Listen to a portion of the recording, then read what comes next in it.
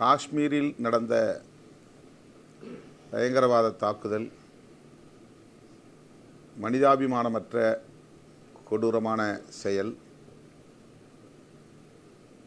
பயங்கரவாதத்தின் கோழைத்தனம் அப்பாவி பொதுமக்களை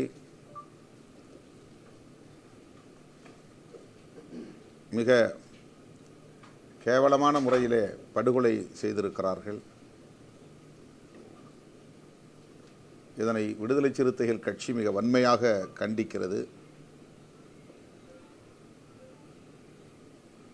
அந்த பயங்கரவாத நடவடிக்கைக்கு, படுகொலைக்கு காரணமானவர்கள் யாராயிருந்தாலும், பின்னணியில் இருப்பவர்கள் யாராயிருந்தாலும் அவர்கள் மீது இந்திய ஒன்றிய அரசு கடும் நடவடிக்கை எடுக்கும் என்று நம்புகிறோம்.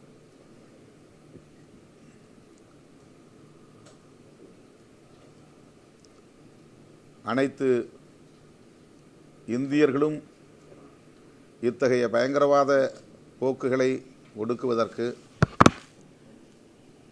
ஒருங்கிணைந்து செயல்பட வேண்டிய ஒரு கட்டாயம் எழுந்துள்ளதை பார்க்கிறோம். சாதி, மதம், மொழி, இனம் என்கிற வேறுபாடு இல்லாமல் இந்தியர் என்கிற உணர்வோடு இணைந்து நாம் இந்த பயங்கரவாதத்தை எதிர்க்க வேண்டும். உள்துறை அமைச்சர் அமித்ஷா அவர்கள் இதற்கு பொறுப்பேற்க வேண்டும் என்று விடுதலை சிறுத்தைகள் கட்சியின் சார்பிலே வலியுறுத்துவதற்கு எந்த அரசியல் உள்நோக்கமும் இல்லை.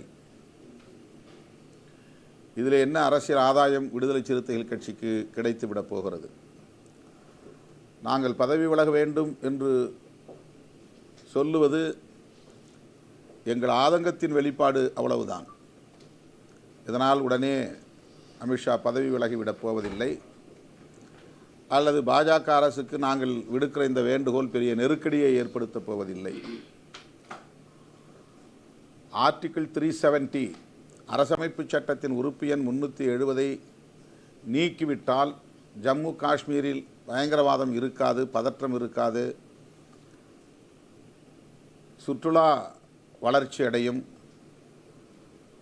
யாரும் அங்கே தொழில் தொடங்கலாம் என்கிற ஒரு கருத்தை திரும்ப திரும்ப பாஜக அரசு சொல்லி வந்தது.